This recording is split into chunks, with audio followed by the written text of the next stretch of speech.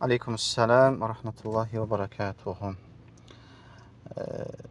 Sehir, cadu edərkən çoxu vaxtında qurd yağından istifadə edirlər.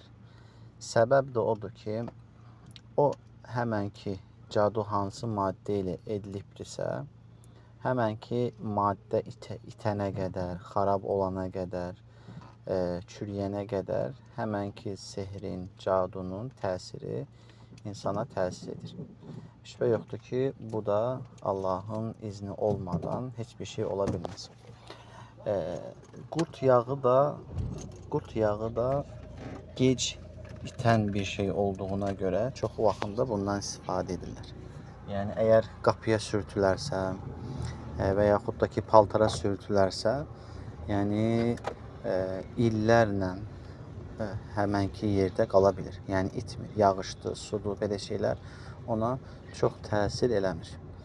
Ona görə qurd yağından istifadə edirlər. Əgər bir şəxs belə bir şeylə rastlaşarsa, paltarında və yaxud da ki qapısında və yaxud da ki miniyində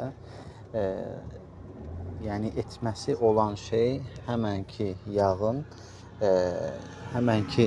yağın təmizlənməsidir.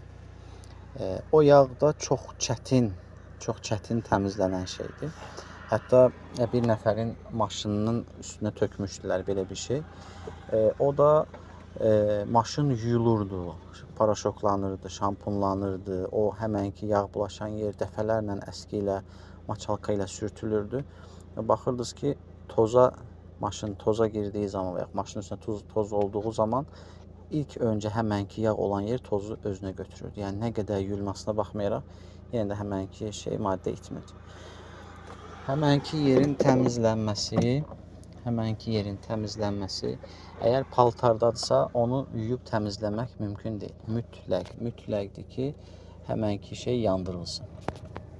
Və yandırılanda da fikir verirsiniz ki, bütün paltar hər bir yeri yanır, amma imin o yağ bulaşan yeri yanmır.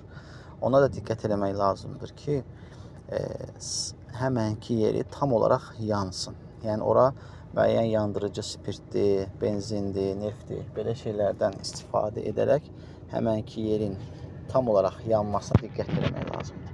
Ola bilər ki, həmənki yeri kəsib götürəsiz ilk öncə, yağ bulaşdırılan yeri kəsib götürəsiz və həmənki yeri tam yandığından əmin olasınız və sonra da paltarın digər hissəsini ata da bilərsiniz, yandıra da bilərsiniz.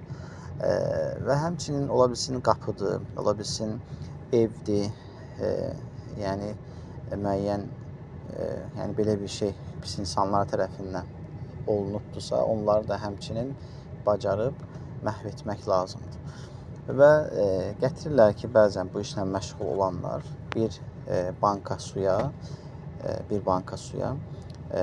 7 dəfə Fatihə surəsi, 7 dəfə Ayətəl Kürsü və həmçinin Qurandan digər ayələr və həmçinin 7 dəfə İxlas, 7 dəfə Fələq, 7 dəfə Nəs surələri oxunur və həmçində digər yəni Qurandan ayələr və həmçində zikirlər Bismillahirrahmanirrahim. La yadurru ma'asmihi şey'un fil ardi və la fis səma'i və huves-semi'ul alim. Bunun kimi və yaxud da Əuzu bi kəlimatillahi təmmati min şerri ma xalaq. Bunun kimi digər zikirlər də oxunur və həmənki su başqa bir su qabına tökülərək çoxaldılır.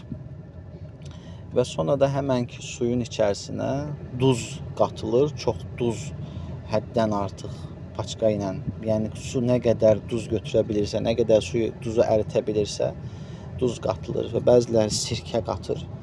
Və sonra həmənki duzlu, sirkəli suyu evə süpürgə ilə və yaxud da ki müəyyən vasitələrlə evə çiləmək vasitəsilə evdə olan belə bir şeyləri aradan qaldırmaq olur Allahın izni ilə.